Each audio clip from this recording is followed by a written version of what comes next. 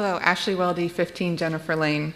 I'm here at the meeting tonight to announce my candidacy for the Blind Brook Board of Education.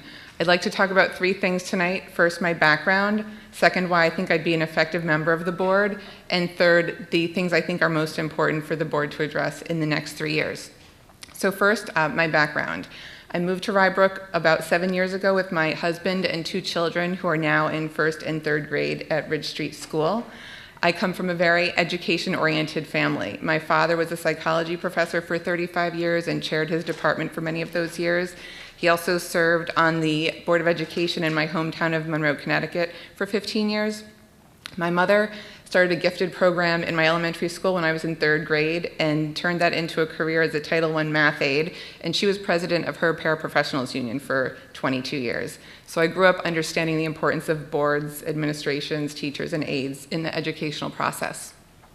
For me, I studied public policy at Swarthmore College and served as student council president there. I eventually earned an MBA at Columbia University, and I held many executive positions in marketing and communications throughout my career. I worked at IBM, MasterCard, some startups, ultimately was managing director at Burson Marsteller, a global PR firm. So for the past 2 years, since my children started school, I consulted through my own market research firm. And I also co-founded the nonprofit We Future Cycle, which teaches children to be environmentally responsible. In fact, we will be launching a program at Pontario Ridge Street School next week where children will learn to be responsible for their lunch waste by diverting 90% of the leftovers into recycling and composting streams. So this brings me to why I would be an effective board member. I'm a champion of innovative programs that teach our students character development as well as intellectual and social development.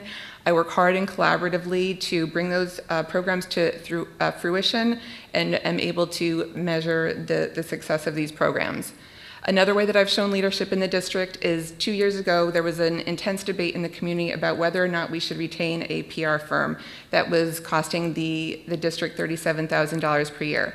With my communication skills, I volunteered to form the Effective Communications Initiative, which is now a board working group. I surveyed the community to first understand what the needs were for communications. I started the district newsletter, the BB News. We started a middle and high school newsletter with the principals. We developed email guidelines to streamline all the emails that come from so many people in the district. We worked to make blindbrook.org a more inviting and easy to visit website. So many things we've done with the collaboration of the board, the principals, the PTA, Dr. Colin Byrne, very much so.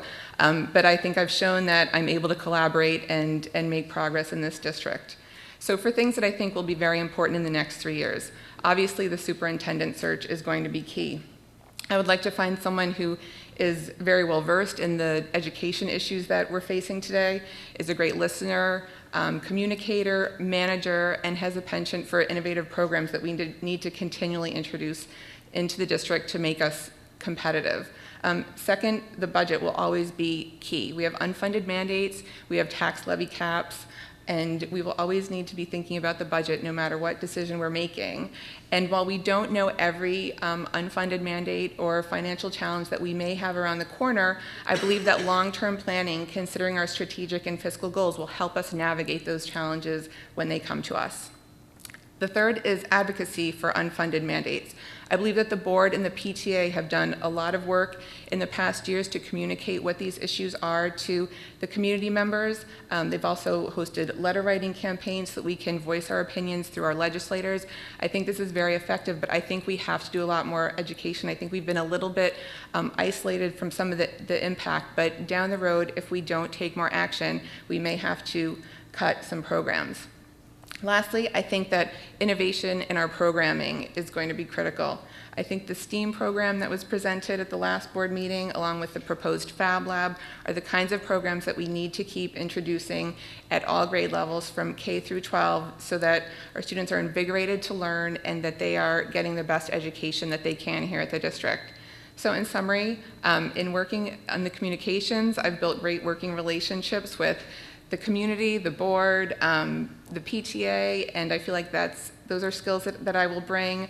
I'm excited to listen to the needs and ideas of all those stakeholders and champion those that will best serve our students. And I believe that supporting those who spend their time in the classroom with our kids is the best way to have a successful school district. So thank you for listening tonight, and I hope I can earn your vote on May 19th.